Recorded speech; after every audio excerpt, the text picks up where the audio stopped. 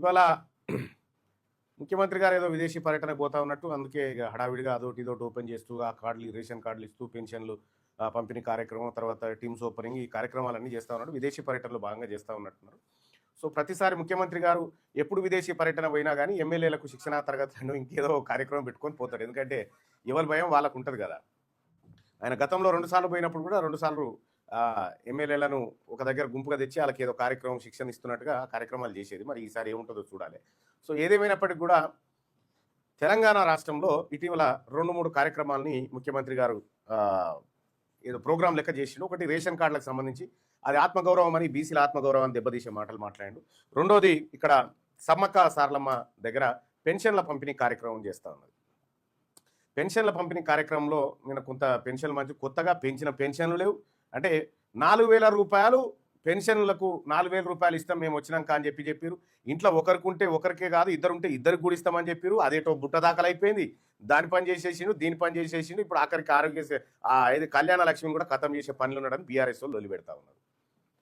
మొత్తానికి పాలన అయితే కొద్దిగా తెరలే ఉంది. ఏం లాభం లేదు. కేసీఆర్ ఉన్న గదే కథ అయిపోయింది, నేనున్న గదే కథ అయిపోయింది. బతుకులు మారే పరిస్థితి అయితే కనిపించట్లేదు. సో ఇక్కడ మరి మన సర్జికల్ స్ట్రైక్ 59లో భాగంగా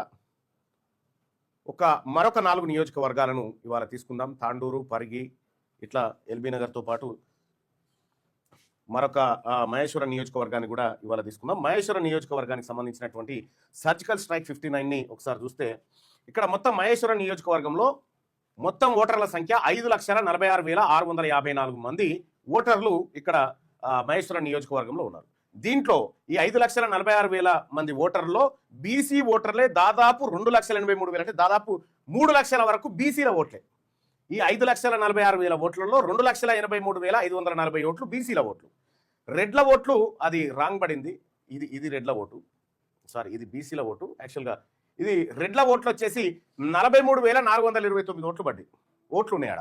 మహేశ్వరంలో 5,46,654 ఓట్లలో 2,83,540 ఓట్లు బీసీలు ఉంటే రెడ్ల ఓట్లు 43,429. 43,429కి అనామతం రెడ్ల ఓట్లు రెడ్లకే వేసుకున్నా కూడా డిపాజిట్ రాదు.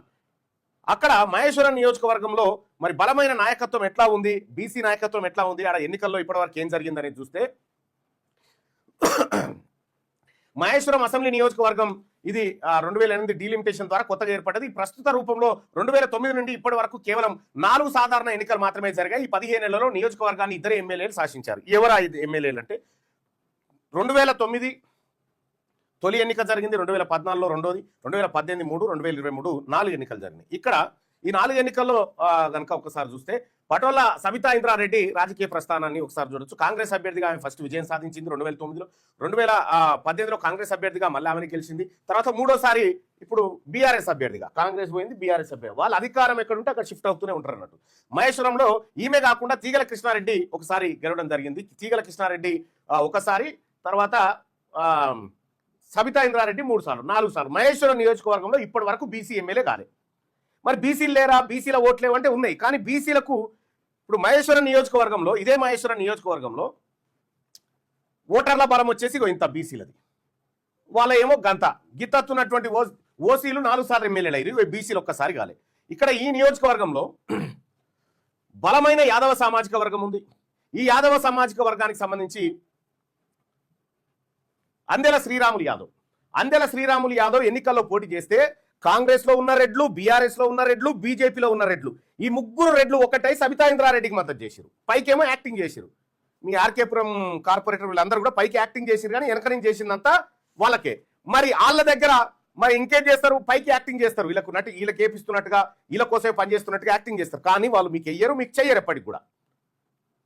మహేశ్వరం నియోజకవర్గంలో అందెల శ్రీరాములు యాదవ్ గెలవాల్సినటువంటి సీటు, కానీ బీజేపీలో ఉన్న రెడ్లు, కాంగ్రెస్ లో ఉన్న రెడ్లు, బీఆర్ఎస్ లో ఉన్న రెడ్లు, అందరు రెడ్లు ఒకటయ్యి ఆ కార్యక్రమాన్ని చేసిరు.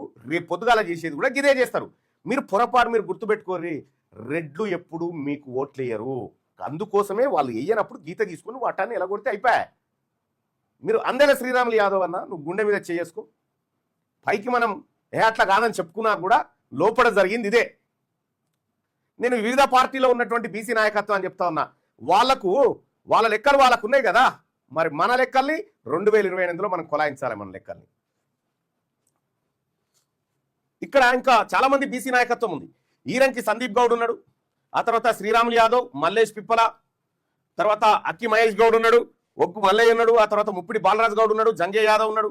ఇట్లా చాలా మంది, కుంభం నరేష్ తో పాటు ఉప్పుల మహేందర్, ఇట్లా బీసీ నాయకత్వం చాలా ఈ మహేశ్వర నియోజకవర్గంలో బలమైన బీసీ నాయకత్వం ఉంది. సో ఈ నాయకత్వంలోంచే రేపు పొద్దున ఇక్కడ మహేశ్వర నియోజకవర్గంలో సర్జికల్ స్ట్రైక్ పేరు మీద బీసీ అభ్యర్థి గెలవబోతా ఉన్నాడు. ఈ రెడ్ల రాజకీయం లెక్కలు బయటకు వచ్చేసిన తర్వాత ఇంకా చేయడానికి ఏమీ లేదు. ఇక వీళ్ళంతా బీసీ నాయకత్వం, వీళ్ళంతా ఈ మహేశ్వర నియోజకవర్గంలో. ఇంకా తర్వాత మహేశ్వర నియోజకవర్గం అయింది కదా, ఎల్బీ నగర్ నియోజకవర్గం చూద్దాం. ఎల్బీ నగర్ నియోజకవర్గంలో మొన్నటిసారి పోటీ చేసింది ఎవరు? కాంగ్రెస్ పార్టీ నుంచి మధు యాష్కి గౌడ్ పోటీ చేసినాడు. బీఆర్ఎస్ నుంచి ఆయన గడికోసారి పార్టీలు మారుతూ ఉంటారు కదా, సుధీర్ రెడ్డి, దేవిరెడ్డి సుధీర్ రెడ్డి, ఆయన పోటీ చేసిండు. దేవిరెడ్డినా ఆయన. ఆ తర్వాత బీజేపీ నుంచి ఇంకో రెడ్డి పోటీ చేసిండు. అయితే రెడ్లు గెలవడం కోసం రెడ్లంతా ఇప్పుడు కాంగ్రెస్ పార్టీలో ఉన్న రెడ్లంతా మధు యాష్కి ఒక్కడు కూడా చేయలే, పైకి యాక్టింగ్ చేసిరు అంతే. పైకి యాక్టింగ్ చేసిరు. ఈశ్వరక్క చెప్తా ఉండే కదా మొన్న, ఇది ఎవ్వరు చేయలేదు, పైసలు తిని ఎక్కడోడు అక్కడ అన్నాడు, రెడ్లకే చేసుకోరని చెప్పింది. ఇప్పుడు సోయి వచ్చింది కదా బీసీలకు ఏం జరిగింది అనేటువంటి లెక్క. మధు యాష్కి గౌడ్ ను ఓడించడానికి రేవంత్ రెడ్డి రెడ్లందరికీ, అంటే రేవంత్ రెడ్డి ఏం చేసిండు, ఫస్ట్ ఫేజ్ లో కాదు టికెట్, సెకండ్ ఫేజ్ లో టికెట్ ఇచ్చిండు. సెకండ్ ఫేజ్ లో టికెట్ ఎందుకు ఇచ్చిందంటే ఆ లోపు డిస్టర్బ్ కావాలని. ఒకవేళ మధు యాష్కి గౌడ్ గెలిచి వస్తే ముఖ్యమంత్రి వేసుకొస్తాడు కదా, ఈ ముఖ్యమంత్రి వేసుకొచ్చేటువంటి అభ్యర్థిని డిస్టర్బ్ చేయాలని రేవంత్ రెడ్డి చాలా పకడ్బందీ కుట్రను, వ్యూహాన్ని అక్కడ పన్నెండు. ఆ విషయాన్ని మేము గతంలోనే పసిగట్టి నేను చెప్పడం జరిగింది మధు యాష్కి గౌడ్ గారికి, అన్నయ్య ఇది చేస్తా ఉన్నాడు, చాలా జాగ్రత్త అని చెప్పి చెప్తా ఉన్నా. సో ఇటువంటి చిల్లర మల్లర పనులు రెడ్లు చాలా జాగ్రత్తగా చేసుకుంటూ వస్తారన్నట్టు. ఎల్బీ నగర్ నియోజకవర్గంలో రెడ్లు గెలవడానికి కాంగ్రెస్ పార్టీలో ఉన్నటువంటి రెడ్లందరూ కూడా సహకరించారు. వీళ్ళు ఎప్పుడు కూడా బీసీల పక్షాన ఉండరు, మీరు గుర్తుపెట్టుకోరి. రెడ్లు వేరు, బీసీలు వేరు. కాబట్టి రెడ్లను బయటికి వెళ్ళగొట్టడమే మనకు ముందున్నటువంటి ధర్మం. ఇక్కడ ఎల్బీ నగర్ నియోజకవర్గాన్ని తీసుకుంటే, ఈ ఎల్బీ నగర్ నియోజకవర్గంలో గతంలో 2009లో ఈ నియోజకవర్గం ఏర్పడ్డది. 2009లో సుధీర్ రెడ్డి ఎమ్మెల్యేగా గెలవడం జరిగింది.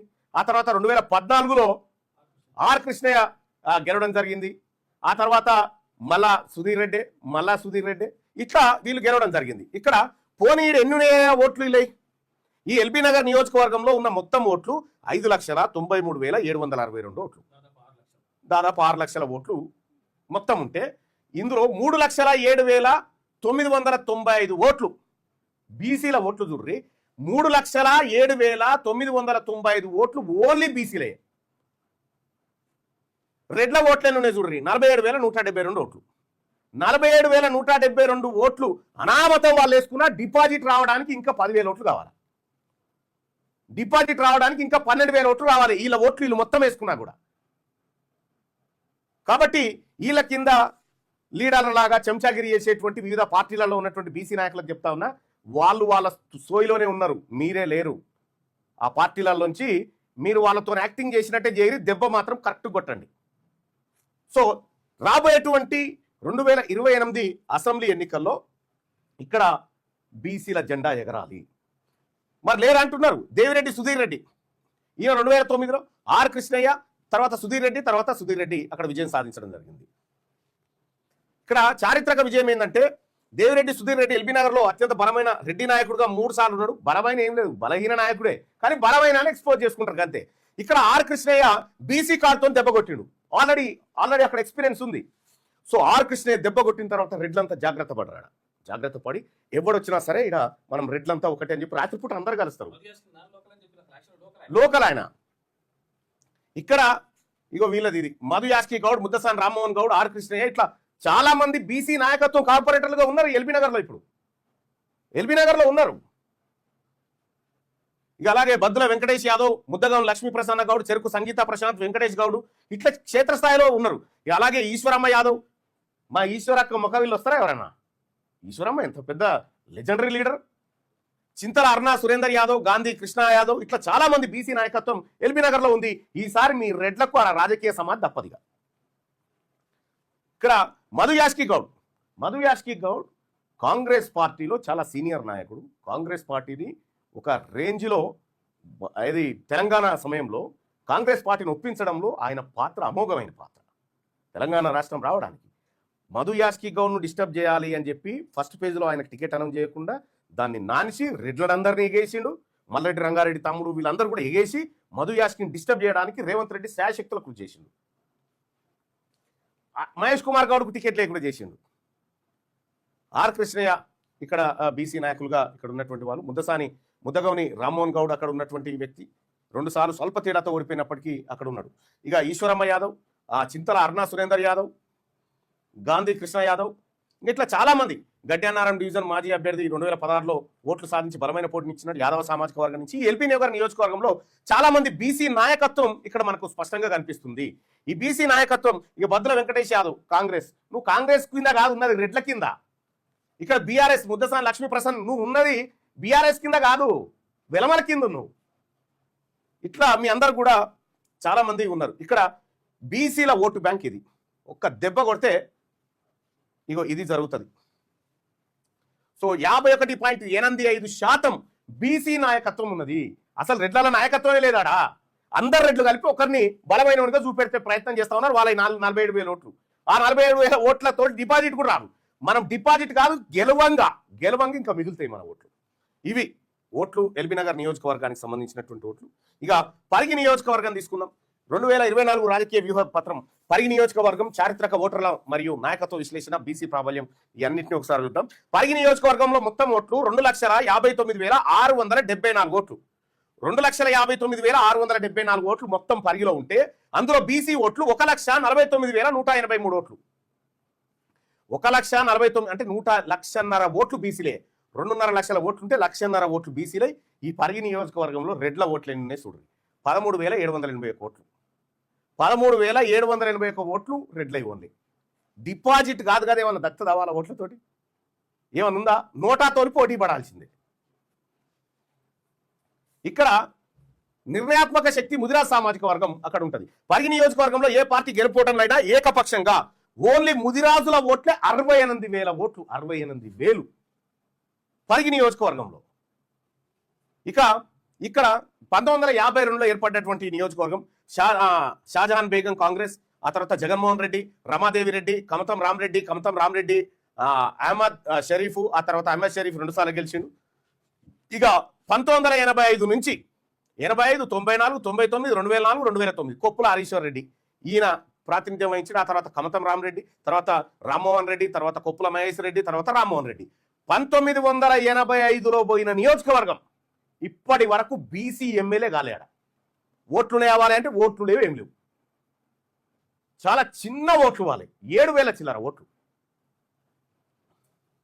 ఇక్కడ 70 ఏళ్ల పరిగి రాజకీయ చరిత్ర, శాసనసభ ప్రాతినిధ్యాన్ని ఒకసారి చూసుకుంటే మన బీసీలకు ఇప్పటి వరకు లేదు. 1,49,183 ఓట్లు బీసీలే ఉంటే అందులో 68,000 ఓట్లు ఓన్లీ ముదిరాజులే. 68,000 ఓట్లు పరిగిలో. ఇక్కడ ఈ నియోజకవర్గంలో బలమైనటువంటి నాయకత్వాన్ని చూస్తే కాసాని వీరేష్ ఉన్నాడు. ముదిరాజ్ సామాజిక వర్గం నేపథ్యం ప్రముఖ రాష్ట్ర స్థాయి రాజకీయ నేత కాసాని జ్ఞానేశ్వర్ ముదిరాజ్ కుమారుడు అవుతాడు. ముదిరాజ్ సామాజిక వర్గ చైతన్యం కోసం నిరంతరం శ్రమిస్తున్నాడు. కాసాని వీరేష్ బలమైనటువంటి నాయకుడిగా మనకు అక్కడి నుంచి కనిపిస్తాడు. ఇక హనుమంతు ముదిరాజు ఉన్నాడు, అక్కడి నుంచే దోమ శ్రీశైలం ముదిరాజు ఉన్నాడు, పరిగి మున్సిపాలిటీ ముదిరాజ్ సంఘం అధ్యక్షుడిగా ఉన్నాడు. రాము యాదవ్ ఉన్నాడు, ఆ తర్వాత దోమ రామచంద్ర ముదిరాజు ఉన్నాడు. ఇక్కడ ముకుంద నాగేశ్వర్ ముదిరాజు ఉన్నాడు, పరిశభూమి బాబు ముదిరాజు ఉన్నాడు. ఇట్లా వీళ్ళంతా చాలా బలమైన నాయకత్వం. వీళ్ళని ఏం చేస్తారంటే రాన్నా నీకెందుకు అని చెప్పి ఒక రెడ్డి ఆయన ఈ ముదిరాజును కూస్తాడు, ఒక రెడ్డి ఆయన కూస్తాడు, ఒక రెడ్డి ఆయన ఈయన గుంజి వీళ్ళని కలవకుండా చేస్తారన్నట్టు.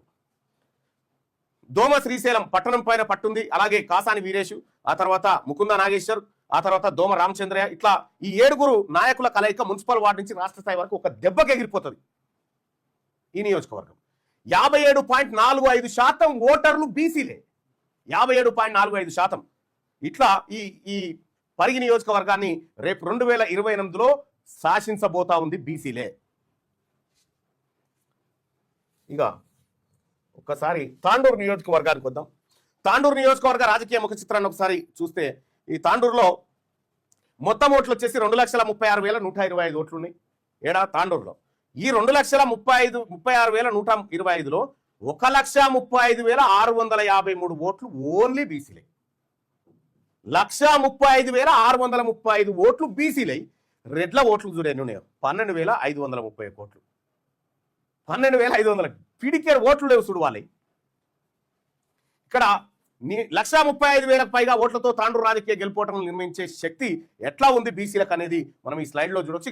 ఇక్కడ తాండూరు నియోజకవర్గ చరిత్రను ఒకసారి చూస్తే 1962లో మరి చెన్నారెడ్డి ఇక్కడ నుంచి గెలిచిండు. ఆ తర్వాత 67లో ఎంసీ రెడ్డి, ఆ తర్వాత ఎం మాణిక్రావు కాంగ్రెస్ పార్టీ నుంచి, ఎం చంద్రశేఖర్ ఈయన బీసీ నాయకుడు, ఆ తర్వాత పి మహేందర్ రెడ్డి 94, 99, 2009, 2014, రోహిత్ రెడ్డి, ఆ తర్వాత సత్యనారాయణరావు, ఆ తర్వాత బయ్యని మనోహర్ రెడ్డి, ఇట్లా వీళ్ళు గెలిచింది. అయితే గమ్మత్ విషయం ఏంటంటే వీళ్ళ ఓట్లునే ఏం లేవు, కానీ వీళ్ళు గెలుస్తా ఉన్నారు. ఎందుకంటే బీసీలని వాళ్ళు ఒక్కటైతున్న సందర్భంలో వాళ్ళ మధ్య పంచాయతీలు పెట్టి వాళ్ళని విడదీసేటువంటి కార్యక్రమాలు ఇవన్నీ చేశారు. పి మహేందర్ రెడ్డి 4 సార్లు అక్కడ విజయం సాధించుడు, ఎం మాణిక్రావు 3 సార్లు కాంగ్రెస్ పార్టీ నుంచి, ఇక్కడ ఎం చంద్రశేఖర్ ముద్ర చారిత్రక బీసీ నాయకుడు, ఈయన 85, 89 ఎన్నికల్లో కాంగ్రెస్ పార్టీ తరఫున వరుసగా విజయాలు సాధించాడు. పైలట్ రోహిత్ రెడ్డి 2018లో, ఆ తర్వాత బయ్యని మనోహర్ రెడ్డి ఈయన గెలవడం జరిగింది. ఈ నియోజకవర్గ స్థాయి అభ్యర్థులు ఎవరెవరు ఉన్నారంటే నేమూరి శంకర్ గౌడ్ ఉన్నాడు, జనసేన నుంచి పోటీ చేసినటువంటి అభ్యర్థి. బోయిని చంద్రశేఖర్ ముదిరాజ్, ఎం చంద్రశేఖర్ మాజీ ఎమ్మెల్యే, ఆ తర్వాత బలమైన స్థానిక పునాదులు ఉన్నటువంటి పద్మశాలి గౌడ, వైశాలి గౌడ్, యోగానంద్, నరేందర్ గౌడ్, సుమిత్ కుమార్, ఇట్లా స్థానిక సంస్థల ప్రజాప్రతినిధులు చాలా మంది ఉన్నారు. ఇక్కడ 2023 అసెంబ్లీ ఎన్నికల్లో జనసేన పార్టీ తరఫున పోటీ చేసిండు నేమూరి శంకర్. ఆ తర్వాత బోయిని చంద్రశేఖర్ ముదిరాజ్ ఇక్కడ నుంచి పోటీ చేసిండు. ఆ తర్వాత వైశాలి గౌడ్ చేసింది, ఔసుల యోగానంద్ చేసిండు, నరకుల నరేందర్ గౌడ్ చేసిండు, సుమిత్ కుమార్ గౌడ్ చేసిండు. ఇక ఇదే కాదు చాలా స్థానాల్లో బీసీ నాయకత్వం అక్కడ బలంగా ఉంది. అందులో మరీ ముఖ్యంగా మైనార్టీ సామాజిక వర్గం నుంచి కూడా గౌస్ లాంటి ప్రతినిధులు చాలా మంది ఇక్కడ నుంచి ప్రాతినిధ్యం వహిస్తా ఉన్నారు. చాలా మంది నాయకులు పరిగి నుంచి కూడా మనకు ఉన్నారు. సో ఇట్లా 4 నియోజకవర్గాల్లో ఏ నియోజకవర్గం కూడా రెడ్ల ఓట్లు లేవు. వీళ్ళ ఓట్లతోటి వీళ్ళ ఓట్లన్నీ కలిపితే కూడా ఒక్క ఎమ్మెల్యే కాలేడు. ఈ 4 నియోజకవర్గాల్లో ఈ 4 రెడ్ల మొత్తం రెడ్ల ఓట్లన్నీ కలిపితే కూడా ఒక్క ఎమ్మెల్యే కూడా అయ్యే సరిపోయేటువంటి ఓట్లు లేవు. సో బీసీల మన బలం ఎంతో ఇప్పుడు తెలిసిపోయింది. హనుమంతుని బలం హనుమంతుని తెలియదు అన్నట్టుగా మన బలం ఇన్ని రోజులు తెలియకుండే, ఎప్పుడైతే లెక్కలు బయటకు వచ్చినాయో ఈ లెక్కల ద్వారా మొత్తం బయటకు వచ్చేసినాయి. సో కాబట్టి బీసీ నాయకులారా మనమంతా ఇవాళ ఒక్కటైనం కాబట్టి వీళ్ళ రాజకీయ ఆగడాలన్నీ ఖతం కాబోతా ఉన్నాయి 2028లో. రాబోయేటువంటి రోజుల్లో ఈ పరిగి, తాండూరు, మహేశ్వరం, ఎల్బీ నగర్ ఈ 4 నియోజకవర్గాల్లో బీసీలు జెండా ఎగిరేయబోతా ఉన్నారు. బీసీల ఆత్మగౌరవ జెండా ఎగరబోతా ఉంది. ఇక రెడ్ల రాజకీయం అంతం. సర్జికల్ స్ట్రైక్ లో ఇవాల్టి 4 నియోజకవర్గాలు ఇవైతే